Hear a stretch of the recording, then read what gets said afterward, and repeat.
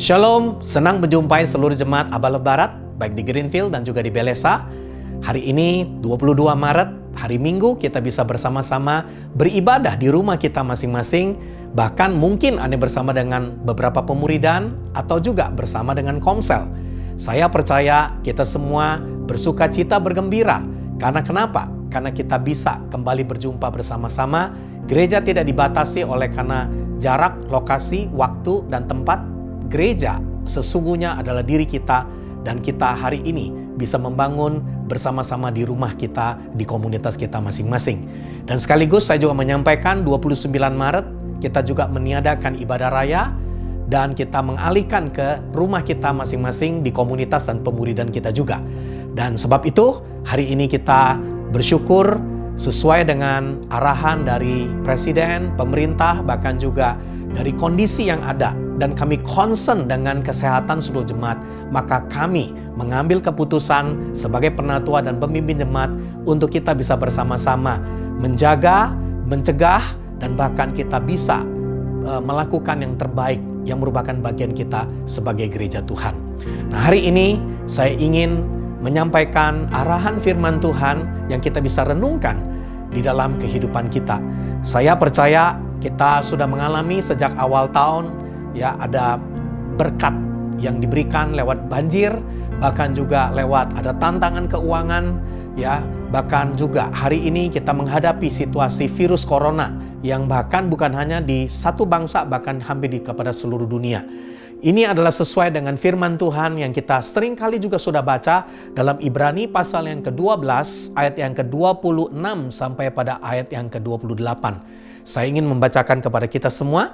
Waktu itu suaranya mengguncangkan bumi, tetapi sekarang ia memberikan janji, satu kali lagi aku akan menggoncangkan bukan hanya bumi saja, melainkan langit juga. Ungkapan satu kali lagi menunjukkan kepada perubahan apa yang dapat digoncangkan, karena ia dijadikan supaya tinggal tetap apa yang tidak tergoncangkan. Jadi, di dalam ayat 28, karena kita menerima kerajaan yang tidak tergoncangkan. Puji Tuhan, kita berada di dalam kerajaan Allah yang tidak tergoncangkan. Marilah hari ini kita mengucap syukur dan beribadah kepada Allah menurut cara yang berkenan kepadanya dengan hormat dan takut. Saudara dikasih oleh Tuhan, ini adalah janji Tuhan sekaligus salah satu tantangan yang tentunya kita tahu kita sedang jalani pada hari-hari ini.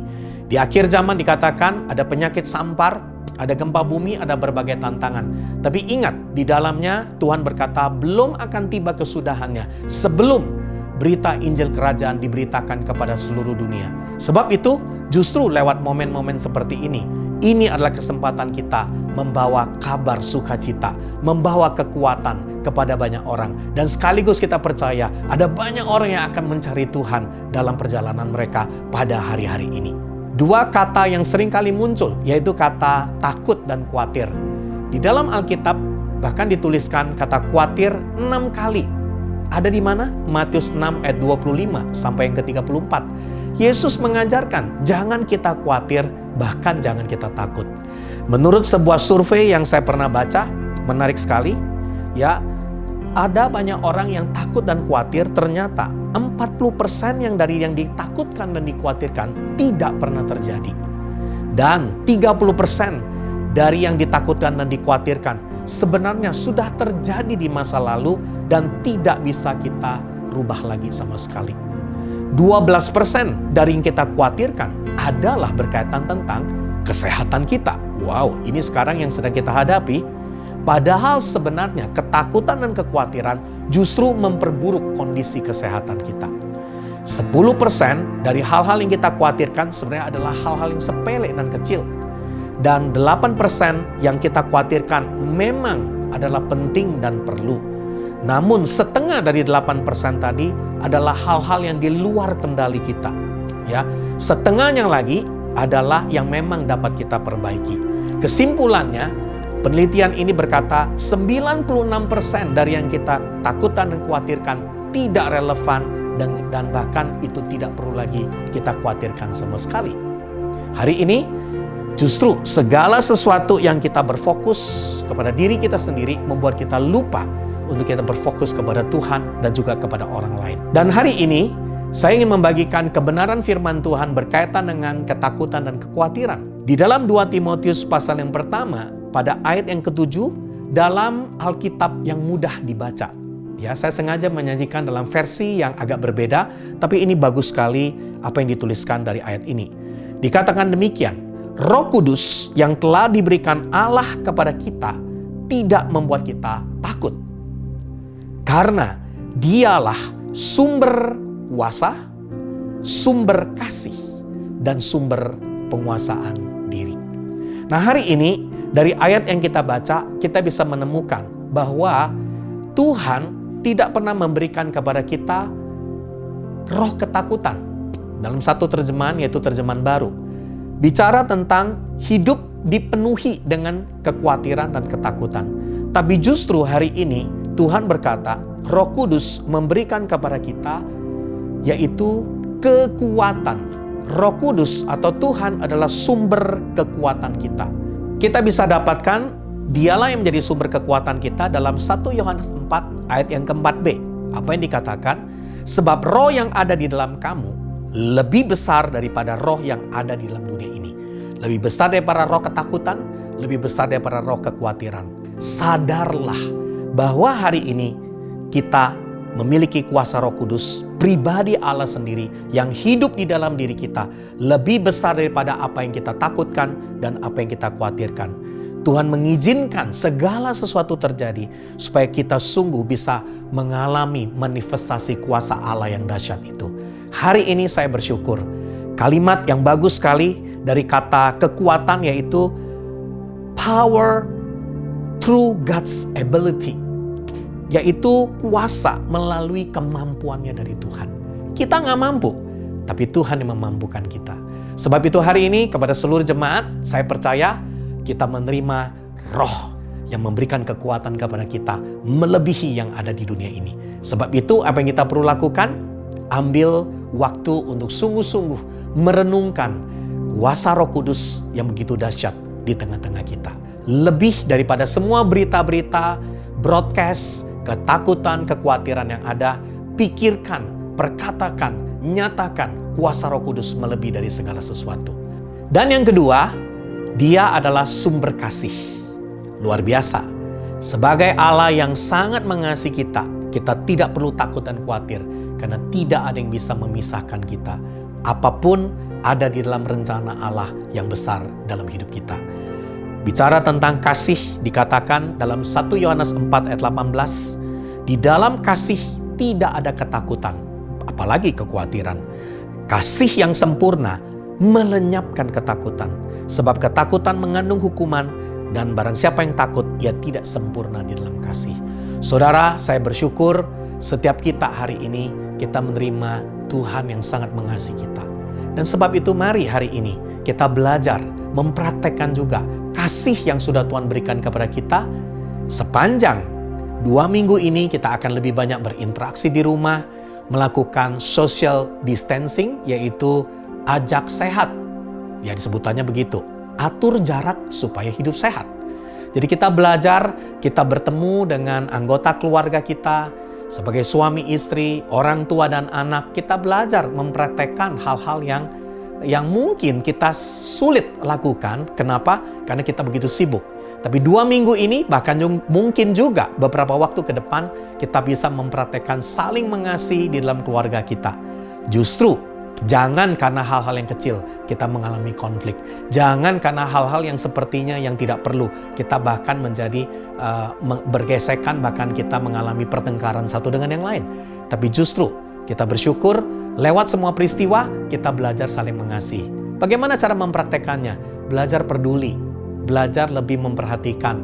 Ya, kesempatan di rumah, kesempatan kita juga bisa menghubungi orang melalui online, melalui berbagai chatting, bertanya, memberikan kekuatan, ya kan? Mungkin ada hal yang kita bisa tolong buat orang lain. Nah, ini adalah bagian kita mempraktekkan kasih. Karena Dia, Allah yang adalah sumber kasih, ada dalam hidup kita. Puji Tuhan. Dan yang ketiga, yang terakhir, Dia adalah sumber penguasaan diri dalam hidup kita. Dari Alkitab yang kita baca, penguasaan diri di sini dikatakan adalah disiplin diri, self-control. ya mengandung unsur yaitu apa? Sound mind, pikiran yang benar. Maka hari ini saya percaya kalau Tuhan Roh Kudus yang ada dalam diri kita menjadi sumber kekuatan, menjadi sumber kasih, maka kita juga akan menjadi sumber yang membawa kedisiplinan dalam hidup kita sendiri. Disiplin dalam hal apa? Ya, disiplin tentunya di dalam kita menggunakan pikiran yang benar, perkataan yang benar, perbuatan yang benar. Belajar disiplin dalam hal apa? Belajar disiplin dalam menjaga kesehatan kita. Belajar disiplin kita melakukan bagian yang memang harus menjadi tanggung jawab kita. Misalnya kalau kita membutuhkan obat atau kita membutuhkan sesuatu, kita tentunya belajar bertanggung jawab di dalamnya. Jaga kesehatan kita, daya tahan tubuh kita melalui kedisiplinan. Kedisiplinan bisa kita lakukan juga selain secara fisik, ya, secara jiwani. Tadi saya sudah sampaikan, berolahraga, memikirkan pikiran yang benar, tapi juga sekaligus kita juga bisa membangun kehidupan lewat berdoa. Berdoa bersama-sama. Saya bersyukur ada komunitas pemuridan yang lakukan doa jam 20, pukul 20. Ya, saya bersyukur waktu dikirimkan dengan salah satu apps, ya mereka berdoa bergiliran menjadi sebuah disiplin untuk berdoa buat bangsa, buat kota, bahkan juga untuk setiap keluarga yang ada. Wow, luar biasa sekali. Saya percaya kalau kita belajar menerapkan prinsip ini, maka kita akan menjadi jemaat yang dikatakan sesuai dengan fokus kita, activate.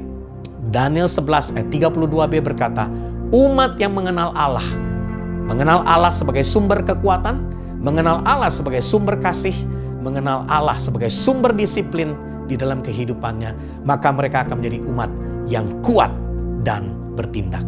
Saya bersyukur, saya percaya apapun yang kita perlukan, silakan saudara bisa hubungi pemimpin Komsel, tim kepemimpinan area, bahkan juga pemimpin dan penatua, bahkan pribadi-pribadi yang ada di sekitarmu. Engkau tidak sendirian, engkau bersama-sama dengan Tuhan, bersama dengan gereja, bahkan bersama dengan kami semua. Hari ini saya bersyukur sekali, saya ingin mengajak kita berdoa bersama-sama dan kita akan datang kepada Dia. Mari kita berdoa. Bapa di surga, hari ini kami bersyukur, kami berterima kasih dan kami tahu goncangan boleh datang, tapi kami tidak akan menjadi pribadi yang takut dan khawatir, karena Alkitab mengajar kepada kami bahwa Engkau adalah Tuhan yang memberikan kepada kami sumber kasih, sumber kekuatan, bahkan sumber kedisiplinan, penguasaan diri dalam hidup kami. Kami bersyukur karena kami tahu, kami belajar hari ini mempraktekkan segala sesuatu di dalam rumah kami, dengan komunitas kami, dengan pemuridan kami.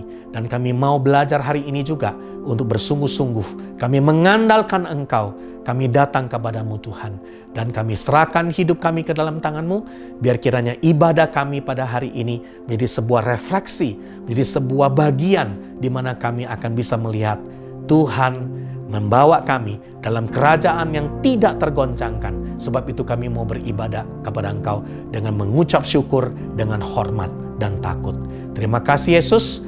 Hamba-Mu berdoa hari ini untuk seluruh jemaat-Mu yang ada di rumah, bahkan seluruh anak-anak, orang tua, suami istri, kakak adik, bahkan semua pribadi yang mendengarkan dari online, dari arahan ini. Kami percaya kekuatan Kristus ada di dalam hidup mereka. Terima kasih Yesus. Hari ini biar kiranya berkat Tuhan menyertai saudara. Yesus Kristus yang sudah mati menebus setiap kita, bahkan kuasa Roh Kudus yang akan memampukan kita menghadapi segala sesuatu dengan iman yang sesungguhnya dari Tuhan. Dalam nama Yesus kami berdoa dan kami bersyukur. Amin. Puji Tuhan, kita sudah mendengarkan arahan dari firman Tuhan. Saya ingin memberikan dua hal yang penting. Yang pertama, sekarang kita ambil waktu coba refleksi diri kita sendiri. Apakah ada ketakutan, kekhawatiran yang lebih? Dan hari ini kita percaya bahwa kita harus mengizinkan kebenaran firman Tuhan ada di dalamnya. Dan yang kedua, diskusikan di tengah-tengah keluarga atau di pemuridan dan di komunitas kita tentang 2 Timotius 1 ayat yang ke-7. Dia adalah Tuhan yang memberi kepada kita kasih, kekuatan, dan ketertiban atau penguasaan diri. Dia adalah sumber dari semuanya itu.